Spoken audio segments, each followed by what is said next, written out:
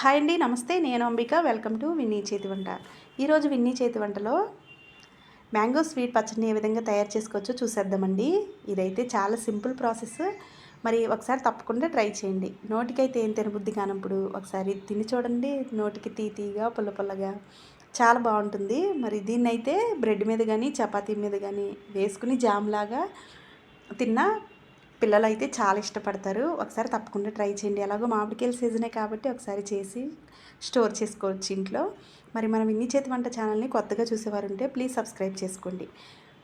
వీడియోలోకి అయితే వెళ్ళిపోదాం. ముందుగా నేను ఇక్కడ ఒక పెద్ద మామిడికాయని తీసుకుని దాని పీల్ తీసి తురిమి పెట్టుకున్నాను. నేను ఇక్కడ ఏ మామిడికాయలైనా పర్వాలేదండి, పుల్లగా ఉండేటలా చూసుకోవాలి. తోతాపురికాయలైనా పర్వాలేదు, బాగుంటుంది. ఇప్పుడు ఈ తురుము ఎన్ని కప్పులు వచ్చిందో చూద్దాం. ఇలా కప్పుల కొలతలతో తీసుకుంటే బెల్లం వేసుకోవడం ఈజీ అవుతుంది. నాకు ఇక్కడైతే 2 కప్పుల వరకు ఈ మామిడికాయ తురుము వచ్చిందండి. ఇలా కొలిచి పెట్టుకున్న తర్వాత ఈ తురుమునంతటిని ఒక ప్యాన్లోకి వేసేసుకోవాలి. ఇలా మొత్తం అంతా వేసుకున్న తర్వాత మనం ఎన్ని కప్పులు అయితే ఈ మామిడికాయ తురుము వేసామో అన్ని కప్పులు బెల్లం వేసుకోవాలి.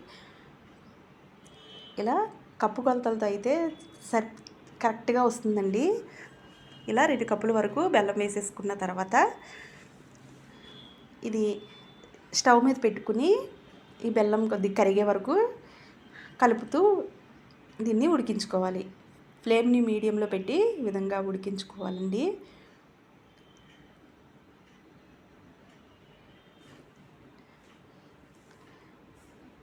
ఇదే విధంగా కలుపుతూ వీడియోలో చూపిస్తున్నట్లు ఇలా కరిగిన తర్వాత దీనిలో రుచికి సరిపడా కొద్దిగా సాల్ట్ని, ఒక 1/2 టేబుల్ స్పూన్ కారాన్ని, ఒక 1/2 టేబుల్ స్పూన్ జీలకర్ర పొడిని కూడా వేసుకోవాలి. నేను ఇక్కడ ఒక మామిడికాయ కాబట్టి ఈ క్వాంటిటీ వేసుకున్నానండి. మీరు కొద్దిగా ఎక్కువ తీసుకుంటే మీరు అడ్జస్ట్ చేసుకోవచ్చు ఉప్పు కారాలు అనేవి. ఇవి కూడా వేసిన తర్వాత మొత్తం అంతా ఈ విధంగా కలుపుతూ దీన్ని ఉడికించుకోవాలి. ఇది మరీ గట్టిపడి అవసరం లేదండి, గట్టిపడితే అంతగా బాగోదు. దగ్గరుండి ఈ విధంగా కలుపుకుంటూ దీన్ని మనం కొద్దిగా ఉడికించుకోవాలి.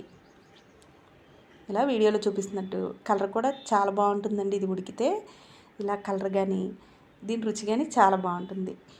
ఈ విధంగా కలుపుతూ ఉడికించుకోవాలి. ఒకవేళ మీకు బెల్లంలో రాళ్ళు కానీ గడ్డి కానీ ఏమైనా ఉంటే దాన్ని ముందు కరిగించుకుని ఆ తురుము వేసేసుకోవచ్చండి. నాకైతే బెల్లం చాలా బాగుంది, మెత్తగా ఉంది. ఇలా మొత్తం అంతా ఉడికిన తర్వాత ఈ టైంలో స్టవ్ ఆఫ్ చేసేసుకోవాలి.